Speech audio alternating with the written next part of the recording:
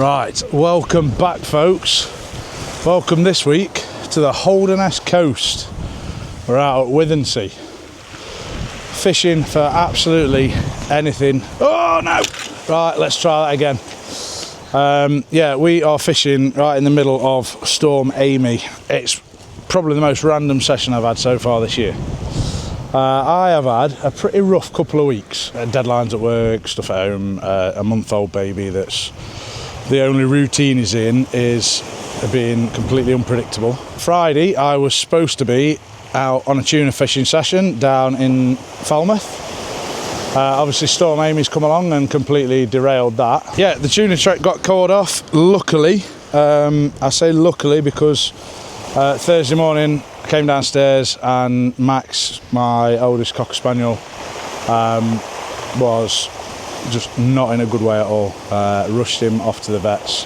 Perfectly fine when we went to bed Wednesday, and the life had just gone completely out of his eyes. He was struggling, and unfortunately yesterday lunchtime, Friday lunchtime, he passed away. So pretty nasty end to a tough couple of weeks, which made me even more determined to come out and just get some fresh air. Some time away from it on the beach. I tell you guys all the time, if you're struggling, just try and get out, try and get away from it, and that's exactly what I'm doing today. I set off this morning, headed to North Wales, got about 30 minutes west to a point where I'll usually fill the van up, put fuel in the van, and suddenly thought, why am I going all the way over to North Wales? 2.5 hour drive, when I could be coming to the east coast. I'd have the wind off my back. Fishing might not be brilliant, but we're getting to that time of year now. We're middle of October and whiting should be showing up. Possibility of an early codling. Should still be some decent bass about. Should be some good flatties about, and the obligatory dogfish as well. So I turned the van round, fueled up, turned the van round, and we've come to the Holderness coast. Oh, off will ya? Right, let's bring you inside the bivvy. Let's get you in the beach shelter. Get yourself there. What can you see? Can you see me? Yeah, that'll do you. Hopefully the camera's not going to fall over as much. I've put a nice little nick in the lens. Hopefully that's not going to knacker the view up for you all. But yeah, like I say, I was all geared up. The van was loaded up for North Wales. We were going to go chase some rays, chase some congers. That being said, the setup is fairly heavy. I have got the GBFS Pro. On there, I have put a pulley pennel, short pulley pennel on, and I've just put 3 sand eel on there at the minute. We'll try and find some rays. Doggies will take sand eel, possibly bass as well. So I've got that sent out at distance. I've then got my Tournament Match Pro, which has got a 2 hook clip down on, and at the minute I've just got some fresh blacks tipped with squid, targeting things like whiting, bass, maybe small codling. We're going to scratch around with that. And then just purely because I was going to be targeting the big stuff, I was going to sling out some feathers, try some bait, try scratching around down in rock pools and stuff like that for wrasse or pollock and bits and pieces. So I put the air light in as well. On there I have got one of them 3 hook flappers that I made for the pairs the other week. So size, I think they're size 12 hooks. And I've just put little squares of mackerel on there at the minute. And that is literally slung, if I spin you all the way around, I've literally slung that here about 15 feet off, just off the edge of the sort of breakwater there, and I've put that down there, and that we're literally just going to scratch around in there for things like rockling, flounder, all the stuff that you don't normally target. I'm not out to go chasing big cod or big bass. I am literally just out on a pleasure fishing session for myself, and I need to go and put more rocks around my bivvy before it blows away. Well, I got all excited then. I came to bring in the first rod because it had moved round to the right and it had gone rather heavy, but unfortunately that is what is on my shock lead or not. So yeah, it could take some time to pick off that. So bait wise today, like I say, we were pretty much set up to go fish mosting. So I've got a bag of mackerel that I caught last year, frozen, with some, I can't remember what I put in there, but it was one of them sea goo bloody anchovies or squid or carp or whatever it was. Put some oils in there, so they've been marinating all year. Got a box of squid, so we've got loads of squid to go at. In the box I put some peelers in, some frozen peelers, got some sand eel, I got a couple of carp wings left over from last year, bits and pieces that I just salted down slightly to make them a little bit rubbery, froze them down, so we'll give them a go. And then I put a pack of blacks in, like I say, to scratch around for some plaice and pollock and stuff. So overall we've got plenty of bait to go at. So as you will have seen then, I've got carp wings, a couple of last year's carp wings that I've just salted down in the box. So what we're going to go for this time on the short pulley is squid with a little bit of that carp wing and one of them little fresh blacks. That is my favourite bait for cod through winter. So if there are cod out there, I'm confident that stuff like that is going to find them. So let's get that sent out, see if we can avoid the weed for a bit longer this time, and we'll put that out, see if we can find a cod.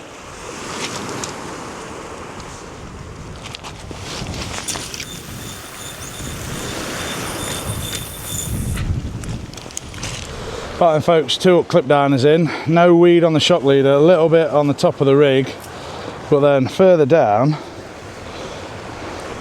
we have got the very first whiting of the year, and not a bad size one neither, so we might keep that. It's quite deep. Oh, he's not that deeply hooked actually, but I think we're going to need the T-bar to get him off, but I think he's going to give us a little bit of fresh bait for the rest of the day. There we are then, we are off the mark. First fish on the deck, and we've probably been fishing for maybe an hour. Those are first casts. Like I say, I am in no rush today. That pulley pennel came back obviously with loads of weed on it, and it was stripped, and the 2 up clip down came back, still got baits on and a whiting. I've rebaited the little scratching rig, just put tiny little squares of squid on there and chuck that in close again. Ideally I'd like a rockling, as daft as that sounds. Rockling are on this month's species hunt. I haven't scored any points for the last couple of months because frankly the fishing has been terrible, or I've been fishing out of the country, so not scored any points. So it'd be nice to get some points on this month's hunt. Rockling would be good. I don't think whiting are on there, I'll have to double check, but I know bass, cod, codlin, thornback rays, turbot and rockling were on there. Those were the 5 I think that I was going to go after on today's session.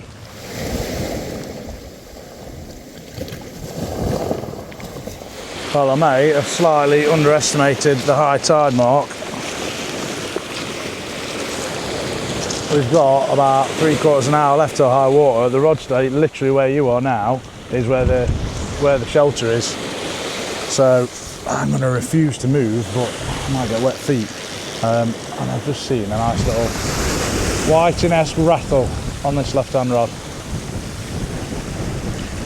We all know what whiting look like. They give a good little pluck and... Oh, hello. That's a better bite then. It's all kicking off, folks.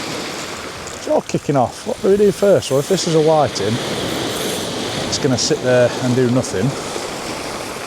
Let's set the ratchet. If that was a rockling, it's probably going to do the same. A good little thump and then do nout. Let's have a look at this one. Just because tiny hooks. Oh, it's definitely made. And big storms the other week, big seas over here, have definitely... This was, last time I fished here, a nice clean sandy beach with the odd lump and bump thrown in, but it's definitely very rocky, very rough out wide. It's definitely a lot rougher in close. I just put little lugworm baits on, like this one here. You might be able to see. The other 2 hooks have been picked clean, but that one still remains. So I'll get a couple more on this. That other rod is still just tapping away. So I'll get some more lugworm baits on this one.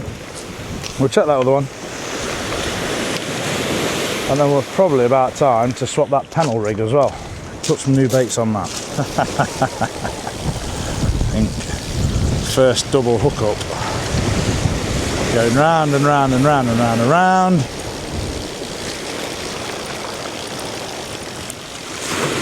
There we go. Nice, clean, weed free. And a double hook up, a whiting. He's actually quite a sprightly little chap, so I'm going to get him back before he smacks his head. I'll get that bigger one unhooked and he'll probably stay with me, I think. He's actually gone back. It's one of the few whiting I've ever caught that have ever gone back. Normally, if you've caught whiting before, it doesn't matter how well they're kicking, you chuck them back and they're just like, nah, I'm not bothered. There we go. He's unhooked. And that's another one for the pan. They're not massive fish, right, whiting. But what I tend to do, a little slither, so you don't get any bones. Crumb them or batter them and just make them into like nice little fish goujons. So to bait up this 2-hook clip down, all I'm doing is pointing this down because he's not bothered about seeing my face, so you'd rather see what my hands are doing. But yeah, to bait up this 2-hook clip down, all I'm doing is, these are at size 1s I think, baiting needle. Got the blacks that I've got are tiny, for £6 for a pack of 10, those are tiny, but they're perfect for this sort of fishing. So, one worm on each hook, move your bait stop up a little bit so that is on your hook perfectly, like so. And then I've just got tiny little strips of squid, about the size of your fingertip, thumb. I'm just going in one bit, flick it over, through the hook again, and there you go.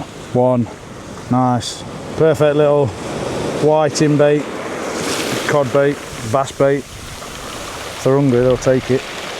And there you go then. 2 lovely little baits, clipped up, ready to go. And we'll get them fired out.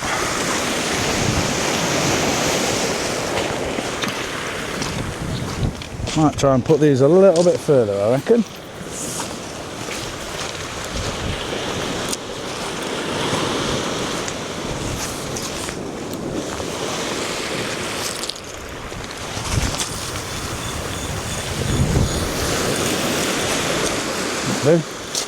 That will do. Well folks, the whiting are continuing to come thick and fast. Double shots, it's proper whiting soup out there. So from this point on, I'm not going to show you any more whiting, and if that means I don't bring any more fish to the camera, then so be it. But yeah, it's keeping me entertained, it's keeping me busy. I am going to swap out that little 3-hook clip down and put a 1-up, 1 down on, I think, next. Just because the tiny hooks don't seem to be doing anything. I want to put slightly bigger fish baits out there for some nice flatties.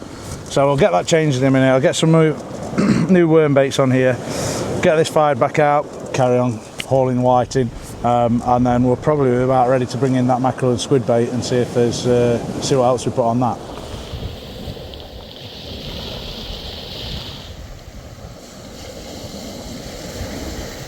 Right then folks, that is it. We are all rebaited.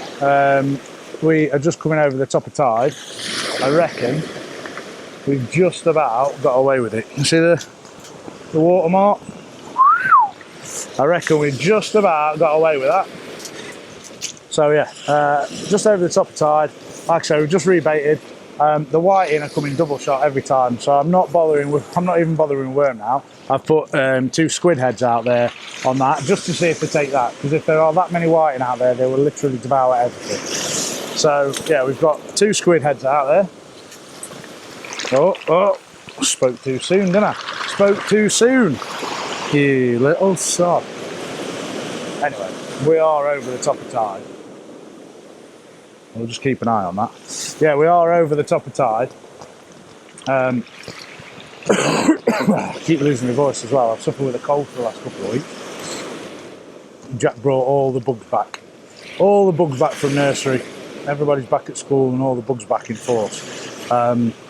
Yeah, what were we saying? Yeah, so I've got squid heads on the 2 hook clip down, out at distance, out towards the end of that breakwater, jetty, groin, whatever you want to call it. Over there somewhere, I've got peeler just with the tiniest little slither of carp under its belly on that pulley pennel rig, and I've put that not quite as far as the end of this groin, so it's in sort of tucked in the shelter of this groin slightly, just in case anything big's coming in and sniffing around there. And then yeah, the air light, I've put a 1 up 1 down, just with size, what did I go for in the end, size 4s I think, size 4 hooks, and again I've just put some slithers of mackerel on that, and that's literally just chucked sort of 30 yards in front of us, in some deeper water, in some decent water, sorry. Hopefully to try and find us some of them flatties, either a rockling or a turbot would be nice, because like I say, both of those are on the species hunt this month. And that's the setup. So yeah, it is what, 3:30. Where's my phone? I don't even know where I put my phone now. 4:45. 4:45. So yeah, we're about 10 minutes after high water, and yeah, we've got, I mean, it's not going to get dark till 6 or 7, so we'll fish on at least till then. If it starts kicking off as it goes dark, then I'll go and get the tour headlamp out of the van and all that sort of stuff, and we'll gear up for a night session. If it stays like this and it's just white and there's nothing more to report, we'll probably call it quits and head home, I think. But so far, folks, it's been a cracking afternoon to be out fishing. Like I say, we are getting battered about by the wind. The wind's changed slightly, which means it's not sort of swirling around, it's coming almost straight over the top of the bivvy now, straight over the top of the shelter, which means it's not lifting and doing all this weird stuff so much. So I'm a little bit more happy, comfortable there. My phone's about out of battery, which means I'll get peace and quiet when that dies. And we might have to walk back up to the van in a minute and get some food, I think. Food and some drink. Well, folks, as you can see, I mean, the tide is on the ebb. We're about an hour after high water. But the sea is definitely lifting, which is bizarre, because now you've got the ebbing tide with the wind. Normally it makes it a little bit calmer, but yeah, it's definitely starting to lift a little bit, which is good. I do like to see a bit of movement in the water, especially over on the east coast. It's good to see a bit of a sea on. So yeah, like I say, we're about an hour after high water. Hopefully we're going to see something other than whiting. I haven't brought any more whiting to the camera just because once you've seen half a dozen whiting, you've seen half a dozen whiting. Or even 100 whiting, or 1,000 whiting, but believe me, they are out there. But yeah, I've got that 1 up 1 down on now. Hopefully we're going to try and find a few flatties. I'm still searching with that big pennel rig for something a bit juicier. I haven't even seen any doggies yet. I've got out there at the minute on the pennel a double squid bait. 2 little squid back to back, out at distance. Maybe we bring that in short. Maybe we put a nice worm, nice big worm and squid bait on that and fish that in short, maybe down towards the groin. We push our luck and try and get it over and around the groin somewhere, see if there's something a bit bigger lurking down the sides. Right, well, I am just making another bait. I've just chucked out on that 2 up clip down. I've just hooked a couple of sand eels just in the back of the head and just chucked them out and they would move around, and it got me thinking, what should we do next? And what I've come up with is this. So, got my little bait mating tool. Let me see what you can see. Little bait mate tool, right? And on one side, this is the small one, so these come in 2 sizes. I think you've got 5 and a 10mm for bigger size baits. This is the little 5mm, so the prongs are quite close together for making tiny little baits like this. And as you can see, on one side I've got one of them little slaps, and on the other side I've just cut a sand eel to shape, to size, and I'm going to lash these up, and then what we shall do is, when we bring that 2 up clip down back in again, I'll have 2 of these ready to go, and hopefully that should be absolute bass candy. There you go. that right there should make a lovely little bass bait, hopefully. That size of my finger, nice and thin. Slide that onto me 2-up clip down. 2 of them, job's a good one. Oh, seen a good little bite on that sandy eel, and I wasn't expecting much because one of them came off mid-cast, but either this will be fish on or I'll have no bait left.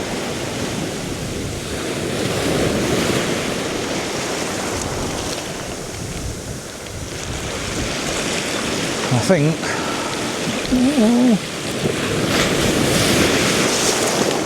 let's see.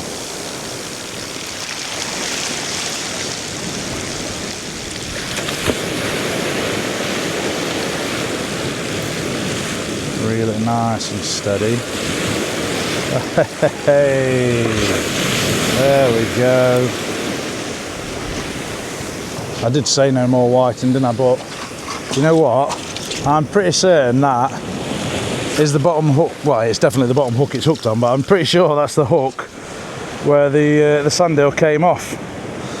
Anyway, it's another table size whiting that. So he's coming home with me. I know I said I wouldn't show you anymore, but I got excited when I seen a good bite. Alright, there you go. 2 sand eel and worm baits, clip down, ready to go. We're not going to fire these miles out because, like I say, with this sea lifting, I would quite like these to be in amongst some surf, so just give it a gentle little flick out to there, that'll do. Oh, where's my feet gone? That's it, we're out, we're back in the water. And I think what I'm going to do is put some sand eel on that 1 up, 1 down now, because worm baits aren't doing anything, mackerel ain't doing anything, and whiting would be quite good on this little setup.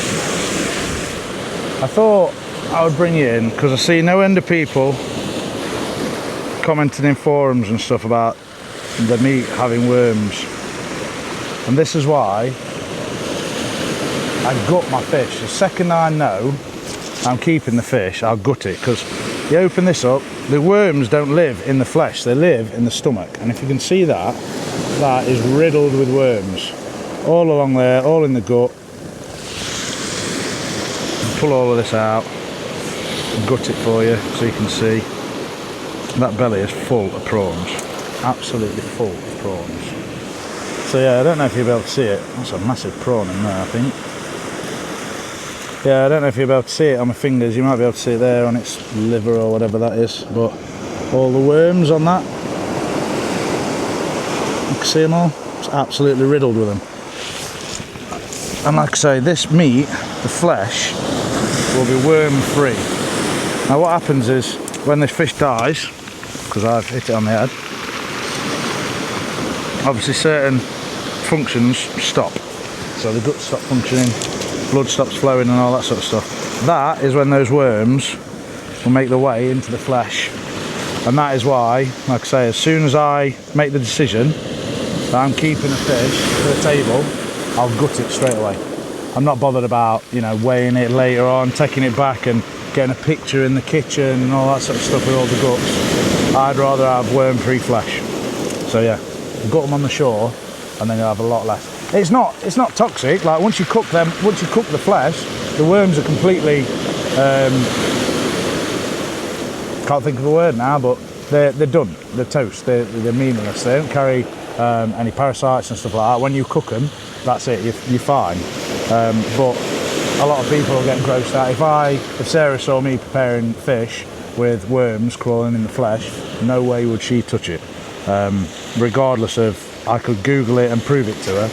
But yeah, gut your fish and you won't have that problem. Now I feel like this is sacrilege a little bit. I don't normally target cod until November. That's my rule, right? But I can't fish November and most of December. I think the first chance I'm going to get to fish the UK is going to be about the 20th of December. So I'm going for it. It's October, but what the hell if they're out there? Let's see if we can find one. Well folks, it is nearly 6 o'clock. It's starting to drop dusk. And we haven't had anything other than whiting, and even the whiting, to be fair, starting to take the time a little bit. And more importantly, I'm getting hungry. So I think we're getting close to calling it quits. It's a lovely evening though. Absolutely cracking evening. But yeah, so far we haven't had anything really to entice me into staying any longer. I think I'm going to chuck one more set of baits out on each rod.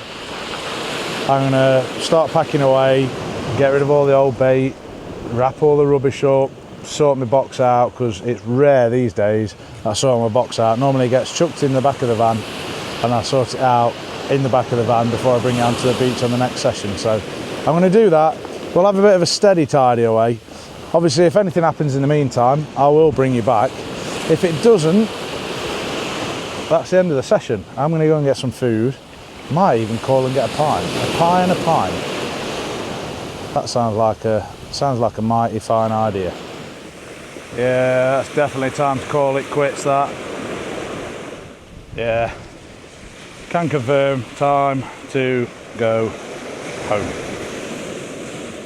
Thank you very much for watching. Like I say, look after yourselves, and until next time, take care and tight lines.